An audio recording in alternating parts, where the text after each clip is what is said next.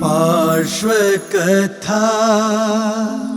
पार्श्व कथा के पुण्यार्चक हैं श्री रमेश गुप्ता, श्रीमती मंजू गुप्ता, पुत्र एवं पुत्रवधू निखिल गुप्ता, अनामिका गुप्ता, नितिन गुप्ता, श्वेता गुप्ता, पौत्र एवं पौत्री Nimit Gupta, Aarush Gupta, Avika Gupta, Anshika Gupta, Rohini, Veer apartment Delhi, firm international packaging, stretch film, shrink film, plan and printed flexible packaging, 229 D ring road, Narayan, new Delhi. गुरुचरणों में समर्पित गुरु भक्त परिवार श्रीमती सरला जैन, पुत्र श्री गौतम जैन, श्री चंद्र जैन, पुत्री ममता जैन, आंचल जैन, जूली जैन, पटना, बिहार। श्री एम.एल. जैन, अरुण जैन, अनिल जैन, अजय जैन, कमलेश जैन, शालिनी, दीपिका, करीना, ईशाना, इशिता जैन, दिल्ली। कुसुम राखेचा, राजकुमार राखेचा, रितेश राखेचा, कृति राखेचा, बेटी एवं दामाद प्रियंका निशांत सिंघवी, दोहित्री वान्या सिंघवी जैन।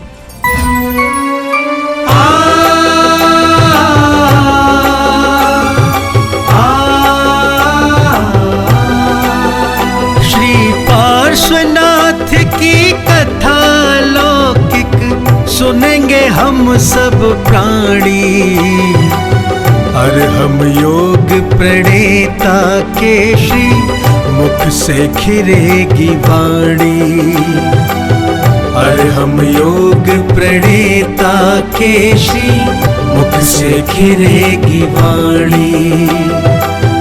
बाल ब्रह्मचारी बन जिसने वेश दिगंबर धारा, बाल ब्रह्मचारी बन जिसने वेश दिगंबर धारा, जिनके तप संयम के आगे दुष्ट कमठ भी हारा। ऐसी अद्भुत दिव्य कथा सुन अचरज में सब ज्ञानी, जिन वाणी चैनल पर फिर से सुनेंगे पार्श्व कहानी, और हम योग प्रणेता के श्री मुख से खिरेगी वाणी। श्री पार्श्वनाथ की कथा लौकिक सुनेंगे हम सब प्राणी, और हम योग प्रणेता के श्री मुख से खिरेगी वाणी, श्री मुख से खिरेगी वाणी। आओ श्रवण करें पार्श्व कथा। ज्ञान सहित आचरण करो, वही तुम्हारे लिए उत्तम फल देने वाला होगा। और वह ज्ञान सहित आचरण जिन मत के अनुसार ही होता है, और जिन मत के अनुसार अगर तुम ये कुछ थोड़ा भी तप करोगे तो तुम्हारे लिए उत्तम गति की प्राप्ति होगी। अन्यथा इस बहुत भारी कष्ट को सहन करने से भी तुम्हें कोई लाभ नहीं मिलने वाला, उल्टा तुम भवनवासी और व्यंतर देव बनकर के दुखों को भोगोगे, तुम्हें कभी स्वर्ग की प्राप्ति होने वाली नहीं है। इसलिए तुम इस तरह के तप को छोड़ने का मन बनाओ और अपनी ये अज्ञान से होने वाली तपस्या की हट छोड़ो। मैं तुझ बचन कहे हतकार, तू अपने उर देख विचार,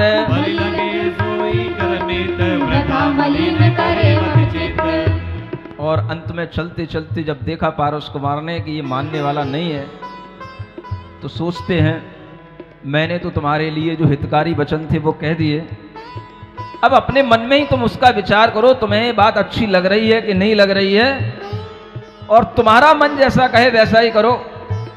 लेकिन अपने चित्त को अब मलिन मत करो, अपने चित्त में अब द्वेष भाव मत रखो, अपने चित्त में यह निर्दयता के, हिंसा के भाव मत रखो। और इस तरह से वह जब पारस कुमार उस तापस को समझाते हैं तो उसका क्रोध और बढ़ जाता है, उसे कुछ समझ नहीं आता है। इधर वह क्रोध बढ़ने के साथ में वह अपनी तपस्या और ज्यादा उग्रता के साथ करने लग जाता है, और ज्यादा वह पंचांगनी तप तपने लग जाता है, और वह हिंसा आदि कार्यों में लग जाता है। और राजकुमार वहां से लौटने लगते हैं तो रास्ते में देखते हैं कि वह जो नाग युगल था उनकी ओर दृष्टि पड़ती है, और उन्होंने देखा कि ये अगर तापसी नहीं सुन रहा है तो ये जो मरते हुए नाग युगल हैं, इन्हीं को कुछ सुनाया जाए। और वह उसी समय पर उसको सुनाने लगते हैं। ओम अरहम ओम अरहम ओम अरहम बोल, ओम अरहम ओम अरहम ओम अरहम ओम अरहम ओम अरहम बोल। सभी कार्य की सिद्धि से तू पहले इसको बोल। ओम अरहम ओम ओम अरहम बोल।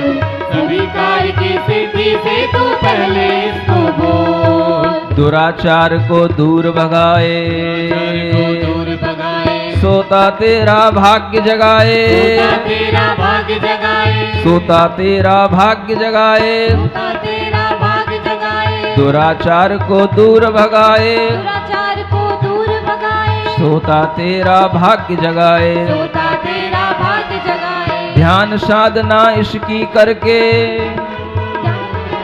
ध्यान साधना इसकी करके मानव अपना भाग्य बनाए, मानव अपना भाग्य बनाए। मानव अपना भाग्य बनाए। मानव अपना भाग्य बनाए। तन मन आत्म शुद्धि करता, आत्म शुद्धि करता। महिमा है अनमोल। महिमा है अनमोल। ओम अरहम ओम अरहम ओम अरहम बोल, ओम अरहम ओम अरहम ओम अरहम बोल। ओम अरहम ओम अरहम अरहम बोल। अरहम ओम अरहम ओम अरहम बोल। णमोकार मैं सारा जीवन बना लो, णमोकार मैं सारा जीवन बना लो। महामंत्र से चेतना को सजा लो, महामंत्र से चेतना को सजा लो। महामंत्र से चेतना को सजा लो। महामंत्र से चेतना को सजा लो। महामंत्र के पंच परमेष्ठि प्यारे, महामंत्र के पंच परमेष्ठि प्यारे। भरे शुद्ध भावों से जग में है न्यारे, शुद्ध भावों से जग में है न्यारे। महामंत्र की शक्ति निज में मिला लो, महामंत्र की शक्ति निज में मिला लो। महामंत्र से चेतना को सजा लो, महामंत्र से चेतना को सजा लो। और उस नाग युगल को ये णमोकार मंत्र ओम अरहम की ध्वनि सुना करके वह पारस कुमार जब वापस लौटते हैं तो वो तो वापस लौट जाते हैं, लेकिन कहा जाता है कि जिसका भला होना है उसी का भला होता है। वह नाग युगल उस समय पर मरण को प्राप्त हो गए, लेकिन उन पारस कुमार के द्वारा सुनाए हुए उस ओम और अरहम मंत्र के कारण से वह तत्क्षण मर करके वह पद्मावती और धरणेन्द्र के रूप में प्रतिष्ठित हो गए। नाग जुगल सुन जिन वचन, क्रूर जीव अति निंद। देह त्याग ततखिन भये, पद्मावती धणिंद। नाग युगल के भाग की महिमा कही न जाय, जिन दर्शन प्राप्त भई मरण समय सुखदाय। जहां पर एक मनुष्य भी समझते समझते नहीं समझ पाता, वहां पर एक पशु भी समझते समझते कभी समझ लेता है। और ऐसे पशुओं के लिए भी जब ऐसा सौभाग्य मिल जाता है तो यही उनका भाग्य कहलाता है, उन मनुष्यों का सौभाग्य नहीं जो पारस कुमार की बात को सुन सकते, समझ सकते, और वह एक मनुष्य भव को प्राप्त करके भी वह तापसी उनकी बात को नहीं समझ पाया, उल्टा क्रोध को प्राप्त हुआ, उल्टा और खींच गया। और इधर वह नाग और नागिनी जो मरण करके तुरंत वह देव बने और पद्मावती धरणेन्द्र कहलाने लग गए, इस तरह की उनकी पर्याय प्राप्त हो गई। जिसके भाग्य में जैसा संयोग मिलता है उसी तरह का कार्य होता है। और जिस संयोग से कभी मनुष्य नहीं सुधर पाता, उससे कभी कभी त्रियंच भी सुधर जाते हैं।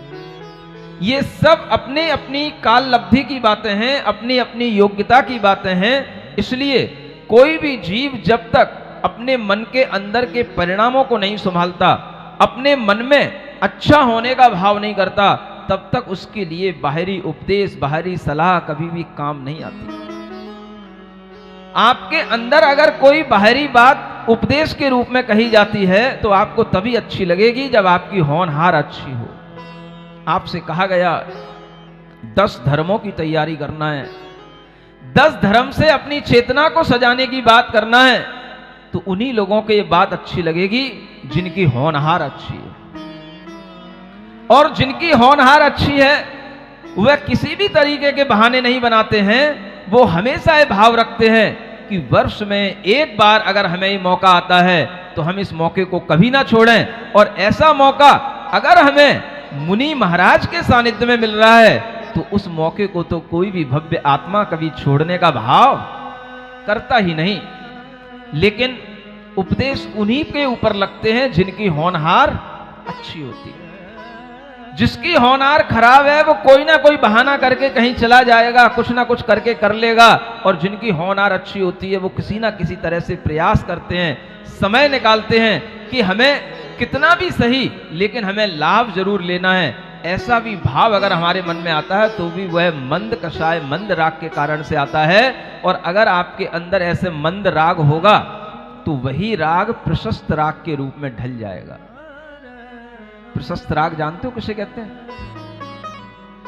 अगर तुम्हारा राग कभी गुरु से होने लग जाए, तुम्हारा राग कभी मंदिर से होने लग जाए, तुम्हारा राग कभी भगवान की प्रतिमा से होने लग जाए, तुम्हारा राग कभी शास्त्रों की वचनों से होने लग जाए, तो समझ लेना कि तुम्हारे अंदर अब शुभ भाव आने लगे हैं। इसी को प्रशस्त राग कहते हैं।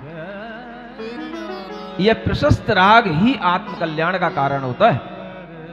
अनेक तरह के संसार में राग होते हैं, लेकिन यही प्रशस्त राग हमारे आत्मकल्याण के लिए कारण होता है। और इस तरह का राग अगर रहता है तो आत्मा मोक्ष पथ पर चलता चला जाता है। पारस कुमार अपनी उम्र में जिस विशेष घटना को अपने जीवन में देखे वो उनकी ये विशेष घटना थी, और इसके बाद में वह जीवन और थोड़ा आगे बढ़ता है, और वह जीवन आगे बढ़ते बढ़ते अब किस ओर जाएगा ये आप समझ सकते हो। राग से वैराग्य की ओर अब ये जीवन जाएगा, और उस वैराग्य में उन पारसनाथ भगवान के लिए वह वैराग्य का भाव आएगा। तो कैसे आएगा, इस जीव के साथ क्या हुआ ये भी हम थोड़ा सा पढ़ करके आगे बढ़ते हैं। मंगल भवन अमंगल हारी, पारसनाथ जगत हितकारी, घर आए श्री पार्षुज नंद, सुर नर नेत्र कमलनी चंद, समय पाए तपसी तज देह, भयो ज्योतिषी संवर देह। देखो पारसनाथ भगवान तो अपने घर पर आ गए वन विहार में क्रीड़ा करके। उधर वह तपस्वी किसी कारण से जब उसकी उम्र पूरी हो गई वह देह को तजा, और मरकर के वह ज्योतिषी देवों में संवर नाम का देव हो गया। कौन सा? संवर नाम का वह देव हुआ। देखो जग में तप पर भाव, ज्ञान बिना बांधी सुर आव, जे नर करे जेन तप सार, तिने कहा दुर्लभ संसार। कहा जा रहा है कि तप का प्रभाव देखो कि जिसने तप किया लेकिन ज्ञान के बिना किया वो भी देव बन जाता है। और वो देव कौन से बनते हैं?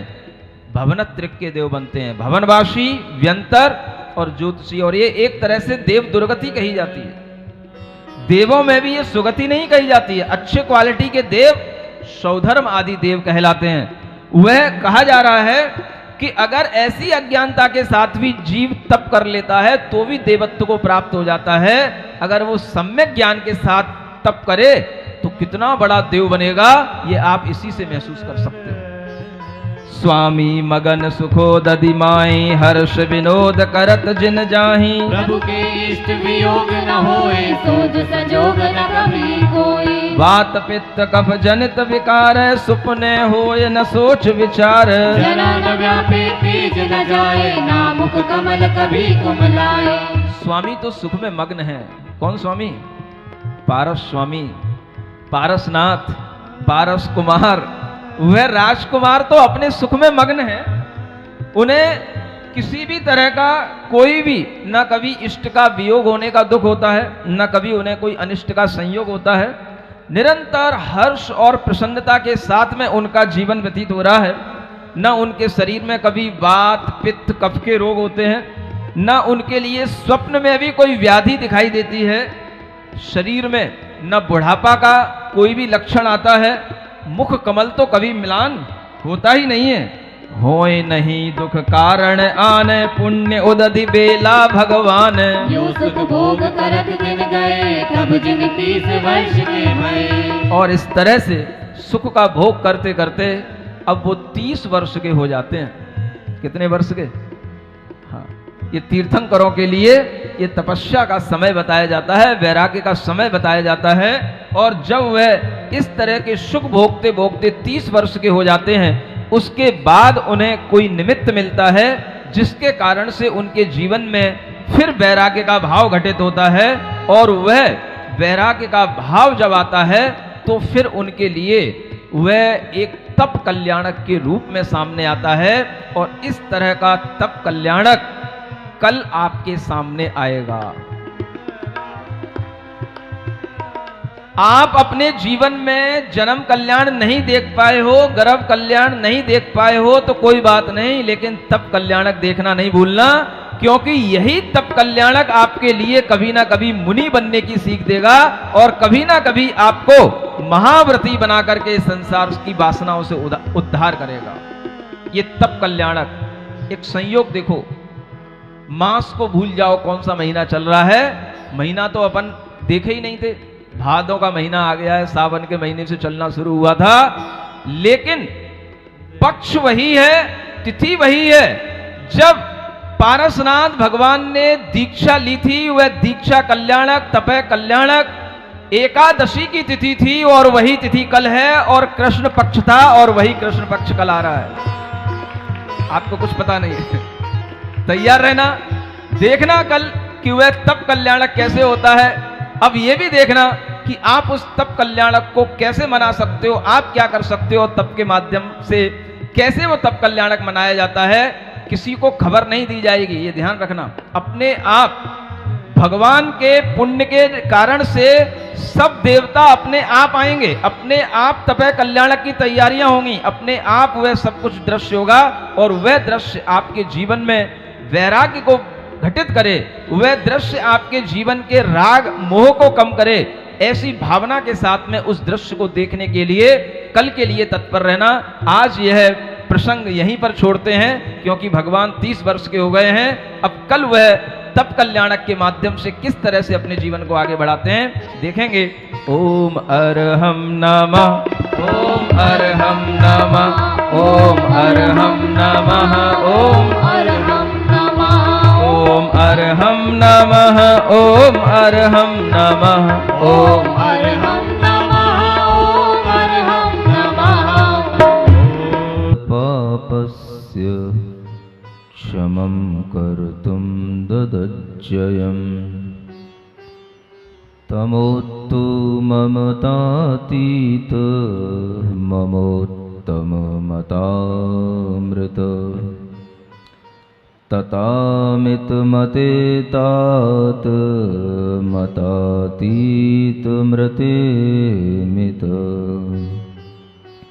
स्वचित्तपटयालिख्य जिनं चारु भजत्ययं शुचिरूपतया मुख्यमिनं पुरो निजश्रियम्। देवादिदेव आदिम तीर्थंकर श्री ऋषभनाथ भगवान की, देवादिदेव श्री पार्श्वनाथ भगवान की, वर्तमान शासन नायक श्री वर्धमान महावीर भगवान की, परम पूज्य आचार्य गुरुवर श्री विद्यासागर जी महाराज की। मोह महात्म दलन दिन तप लक्ष्मी भरतार, ते पारस परमेश मुझ हो सुमति दातार। वामानंदन कल्पतरु जयो जगत हितकार, मुनिजन जाकी आश करी, जाचे शिव फल सार, जाचे शिव फल सार। तीर्थंकर पार्श्वनाथ भगवान की यह कथा गर्भ कल्याणक जन्म कल्याणक की प्रक्रिया को पूरी करके युवावस्था के जीवन को दिखाते हुए 16 वर्ष से 30 वर्ष तक की भी जीवन की यात्रा पूरी करने के बाद समय आने पर अपने आप वह भाव उत्पन्न होते हैं जो यथोचित होते हैं। हर चीज का एक अपना समय होता है और वह समय भी अपने आप में एक बहुत बड़ा पहलू है, एक बहुत बड़ा फैक्टर है। द्रव्य, क्षेत्र, भव और भाव ये सब भी एक टाइम फैक्टर की ओर देखते हैं और जब हमारे सामने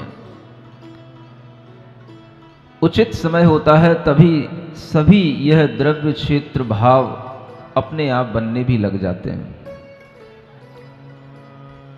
हर चीज का एक समय निर्धारित किया गया है। बच्चा शुरुआत से कितना ही ज्ञानी क्यों ना हो, भले ही 3 ज्ञान का धारी हो, लेकिन आचार्यों ने कहा है 8 वर्ष से पहले संयम के भाव, सम्यक्त्व के भाव जागृत नहीं हो सकते। 8 वर्ष से पहले वह संयम को ले नहीं सकता है। समय अपेक्षित है। हर जगह पर एक समय की भी योग्यता रखी जाती है। राष्ट्रपति बनने के लिए भी न्यूनतम आयु बताई जाती है और मोक्ष मार्ग पर चलने के लिए भी न्यूनतम आयु का वर्णन किया जाता है। कम से कम 8 वर्ष होने के बाद में वह विवेक जागृत होने लग जाता है, जिस विवेक की मोक्ष मार्ग पर आवश्यकता होती है।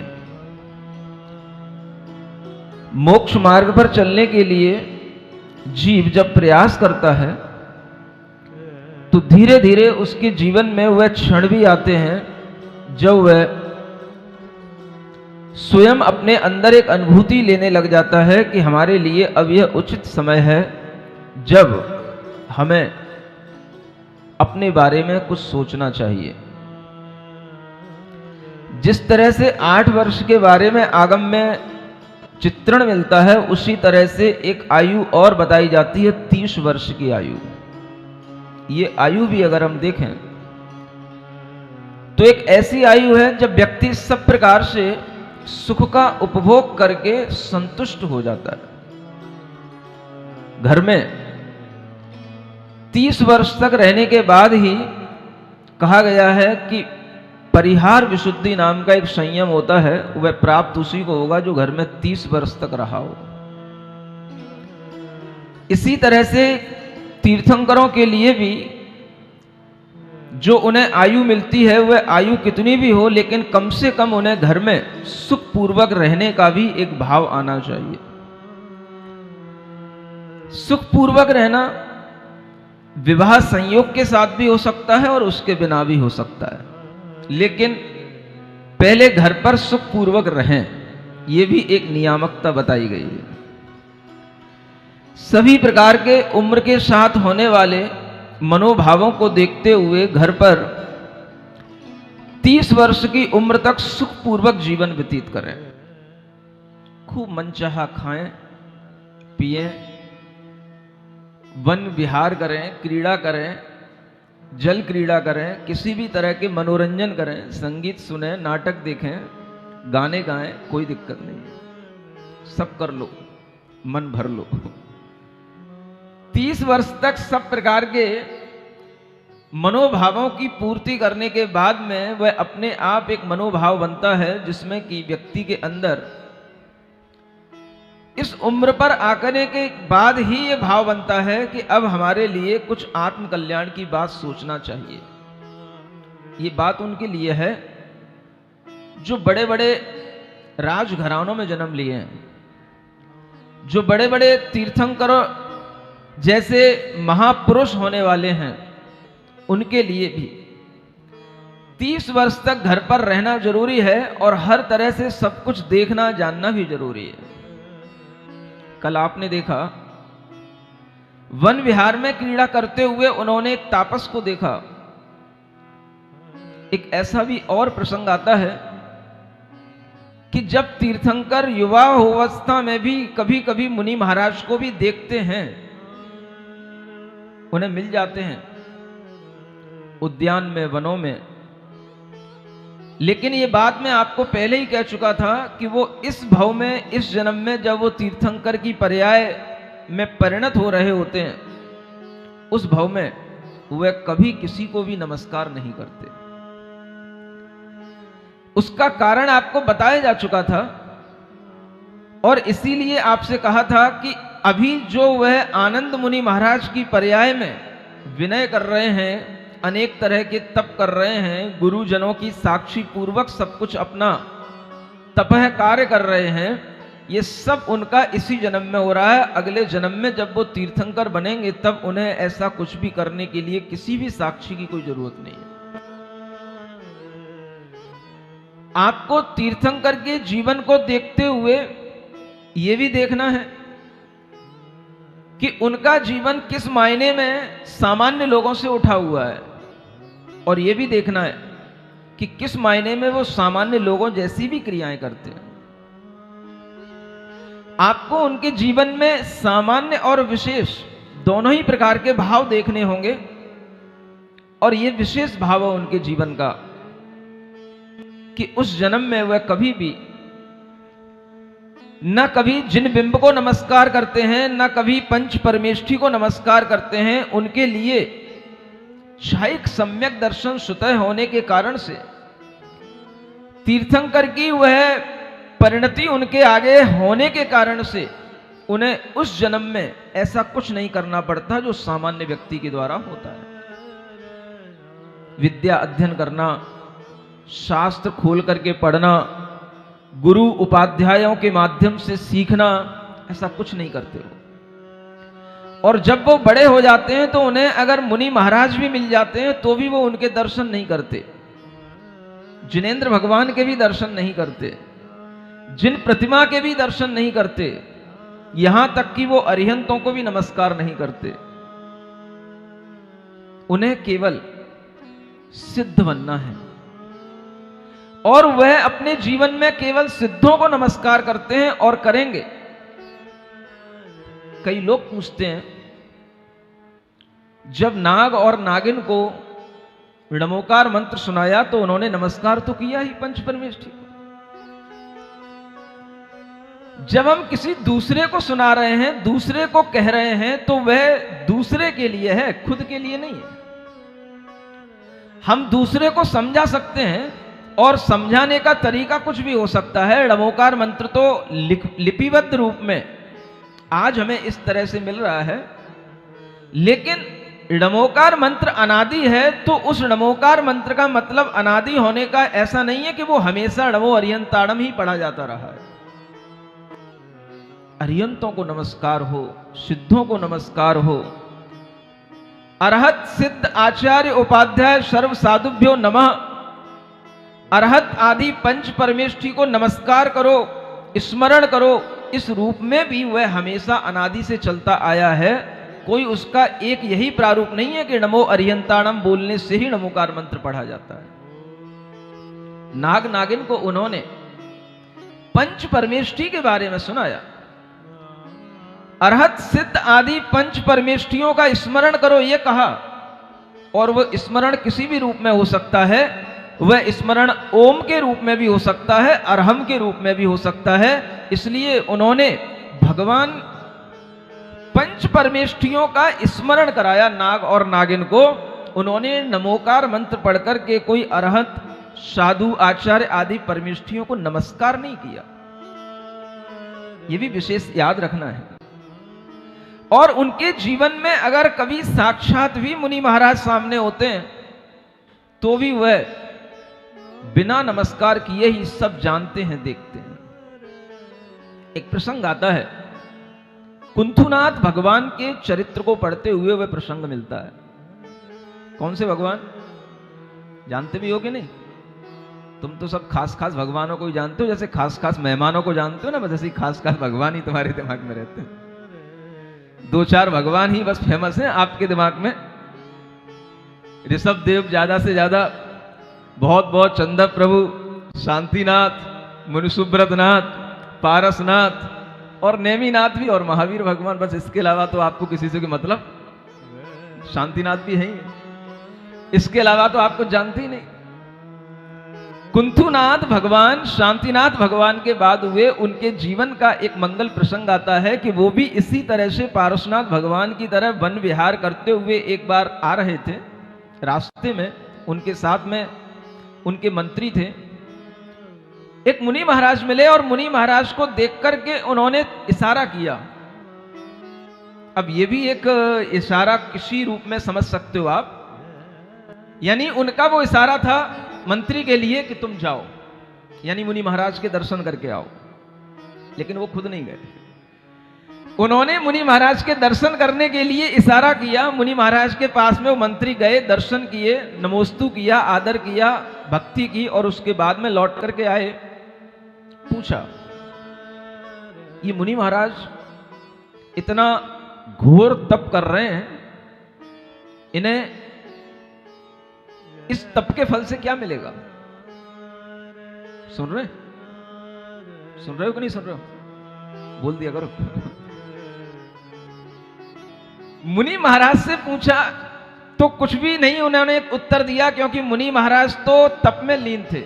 जब उन्होंने खुद आकर के उन तीर्थंकर बनने वाले कुंथुनाथ युवराज से पूछा तो उस समय उनके पास भी अवधि ज्ञान है, मति ज्ञान है, श्रुत ज्ञान है।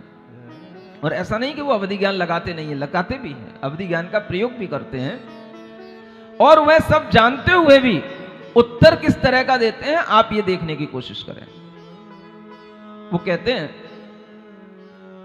कि अगर इन्होंने शुक्ल ध्यान कर लिया तो इनके लिए मोक्ष भी हो सकता है, और अगर इन्होंने धर्म ध्यान किया तो इनके लिए स्वर्ग की संपदा प्राप्त हो। क्या मतलब हुआ? अगर आप ये समझें कि ज्ञान में हमेशा निश्चितता ही होती है, हर कुछ निश्चित ही होता है, तो फिर यहां पर हर कथन निश्चित रूप में ही होना चाहिए। अवधि ज्ञान में भी सब कुछ दिखता है, लेकिन सब कुछ निश्चित नहीं होता। जैसा कि एक दो दृष्टांत अगर हमारे सामने निश्चय के आ गए तो ऐसा नहीं समझ लेना चाहिए कि सब कुछ निश्चित ही होता है। ले दे करके वही दो बातें होती हैं। एक मारीची का जीव था जो तीर्थंकर बनना घोषित हुआ था, आदिनाथ भगवान ने घोषित किया था, वो तीर्थंकर बना। एक द्वारिका जलनी थी, वो जली, नेमिनाथ भगवान ने कहा जलेगी तो वो जली। ऐसे एक दो प्रसंग, और उन्हीं को लेकर के अगर आप ये सोचें कि सब कुछ निश्चित है तो ये आपका एकांत मिथ्यात्व कहलाएगा, ये आपका एकांत भाव कहलाएगा। कोई भी कथानक किसी भी तरह की निश्चितता को भी बताने वाले शास्त्रों में भरे पड़े हैं, तो अनिश्चितता को भी बताने वाले शास्त्रों में कथानक हैं, और वह सब भी ज्ञानी महापुरुषों के द्वारा ही बताए गए हैं। जब उन कुंथुनाथ युवराज से पूछा गया, उनके पास में सब कुछ ज्ञान था, लेकिन उन्होंने कहा कि अगर मुनि महाराज तप की एकाग्रता से, ध्यान की एकाग्रता से अगर शुक्ल ध्यान कर लेंगे तो ये केवल ज्ञान को प्राप्त होंगे, और अगर ये धर्म ध्यान करते हुए प्राण विसर्जित करेंगे तो ये स्वर्ग को प्राप्त होंगे। इतना ही उन्होंने कहा। आप पूछ सकते थे महाराज कोई एक बात बताओ, लेकिन हमेशा हर जीव के लिए निश्चितता नहीं कही जा सकती, नहीं बताई जा सकती। आप ये ध्यान रखें कि अगर निश्चय एकांत इस तरीके का हो गया तो आप में और जो दूसरे दर्शन हैं उनमें कोई अंतर नहीं रह जाएगा। एक ज्ञान की बात और ध्यान में रखो, जिस तरह से इस पारस पुराण को पढ़ाते हुए आपको शुरू से बताया जा रहा है कि ये सृष्टि अनादि काल से चली आ रही है, कोई ब्रह्मा इसको बनाने वाला नहीं है, कोई भगवान के अनुसार ये हमारा जीवन नहीं चल रहा है, लेकिन कहा दुनिया में यही जाता है, भगवान के बिना पत्ता भी नहीं हिलता है। एक मिथ्यात्व हम ये छोड़ करके आए, एक हम ये मिथ्या बुद्धि त्याग करके आए, और यहां हमने जैन दर्शन में अनेकांत के माध्यम से सब कुछ सीखा पढ़ा, लेकिन फिर यहां पर आकर के हम मिथ्या दृष्टि बन बैठे। क्यों बन बैठे? एक तरफ कहा गया कि भगवान के बिना, भगवान की इच्छा के बिना पत्ता नहीं हिलता, और वही बात आप जैन होकर के समयसार जैसे ग्रंथों को पढ़ करके, केवल ज्ञान के स्वरूप को पढ़ करके आप फिर वही बात कह बैठे। अंतर कुछ नहीं है। अगर आपने ये स्वीकार कर लिया कि जैसा भगवान के केवल ज्ञान में दिखता है वैसा ही निश्चित है, तो ये बात उसी के पैरेलल हो गई कि एक ने कहा कि भगवान की इच्छा के बिना कुछ नहीं होता, और आपने कहा भगवान के ज्ञान में जो दिखता है उसके बिना कुछ नहीं होता। Both are equal. ये दोनों बातें बिल्कुल समान है। एक भगवान की इच्छा पर टिक गया, एक भगवान के ज्ञान पर टिक गया, दोनों ही मिथ्या दृष्टि हो गए। ये एकांत मिथ्यात्व कहलाता है। भगवान के ज्ञान में हर वस्तु का अनेकांतात्मक दर्शन किया गया, और उन्होंने अनेकांत का ही सिद्धांत प्रतिपादित किया। एकांत रूप से किसी भी तरह से ये मान लेना कि दुनिया में हर घटना निश्चित है, ये भी एकांत की मिथ्यात्व की कोटि में आएगा। इसलिए संभावनाएं जहां रहती हैं वहां हमें हमेशा पुरुषार्थ करके उन संभावनाओं को देखना पड़ता है। अगर आपने भगवान के ऊपर अपने ज्ञान को टिका दिया और अपने सिद्धांतों को टिका दिया तो सब कुछ फिर भगवान के द्वारा ही निश्चित हो गया। एक ने भगवान के द्वारा निश्चित कर लिया, एक ने भगवान के केवल ज्ञान के द्वारा निश्चय कर लिया। बात दोनों बराबर हैं और दोनों ही बातें हमें मिथ्यात्व की ओर ले जाने वाली हैं। ये भी ज्ञान अपने अंदर रखना। कथनचित सभी कुछ हमारे लिए निश्चित भी है और कथनचित अनिश्चित भी है। कथनचित हमारे जीवन में घटनाएं अपने भाग्य से भी घटित होती हैं और कथनचित हमारे पुरुषार्थ से भी घटित होती हैं। अनेकांत दर्शन की स्थापना आचार्य समंतभद्र महाराज ने आप्तमीमांसा में की है, और इसी तरह के कथनचित के प्रयोग करके, स्यादवाद का प्रयोग करके हमें हर तरीके के सिद्धांत समझाए। इसलिए आप ध्यान रखें कि आज आलसी प्रमादी लोगों के द्वारा, भोगी कामी लोगों के सामने जो एकांत प्रस्तुत किया जा रहा है वो इस अनेकांत दर्शन को मिटाने के लिए एक बहुत बड़ा षड्यंत्र है। आप ये हमेशा कोशिश करें कि हम इस तरीके के एकांतों को अपने दिमाग में न जगह दें और न हम इस तरह की कोई चर्चाएं करें। समझने के लिए आपको ये देखना है कि दुनिया में हर तरीके की घटनाएं हैं, पुराणों में हर तरीके की घटनाएं। कल भी आपको बताया था, आज भी आपसे कह रहा हूं। आज भगवान पारसनाथ पार्श्व कुमार के रूप में अपने राजमहल में सुखपूर्वक जीवन व्यतीत करते हुए 30 वर्ष के हो रहे हैं। कल भी हो रहे थे, आज भी हो रहे हैं। और उस 30 वर्ष के जीवन में उन्होंने सब कुछ समझ लिया, देख लिया, पढ़ लिया, परख लिया, सब कुछ कर लिया उन्होंने। और सब कुछ करने के बाद उनके लिए कोई प्रसंग बनता है। तीर्थंकरों में कुछ ऐसे भी हैं जिनके सामने कोई निमित्त मिले तब उन्हें वैराग्य हुआ, लेकिन कुछ तीर्थंकर ऐसे भी हैं जिनके सामने कोई निमित्त नहीं मिला लेकिन उन्हें अपने ही ज्ञान से, अपने जाति स्मरण से उन्हें वैराग्य हुआ, ऐसा कहा जाता है। भगवान महावीर स्वामी को कोई वैराग्य का कारण नहीं मिला। जैसा आप बोलते हो पूर्व जन्म के त्यागी, ऐसे ही थे वो। भगवान पार्श्वनाथ के लिए भी कोई वैराग्य का कारण नहीं आ रहा है, लेकिन एक घटना है जो उनके लिए जाति स्मरण में, उनके लिए वैराग्य में निमित्त बन रही है। जैसे भगवान आदिनाथ के लिए नीलांजना का नृत्य वैराग्य में कारण बना, ऐसा कोई भी विशेष निमित्त इन तीर्थंकरों के लिए कारण नहीं है। लेकिन फिर भी हम देखते हैं कि मानस कैसे बदलता है, परिवर्तन विचारों में कैसे आते हैं, और यही सब देखने के लिए आज आप देखें कि भगवान किस तरह से विचार करते हुए कहां पर पहुंचते हैं। उनके राजमहल में एक दूत आने वाला है कुछ समाचार लेकर के अयोध्या से।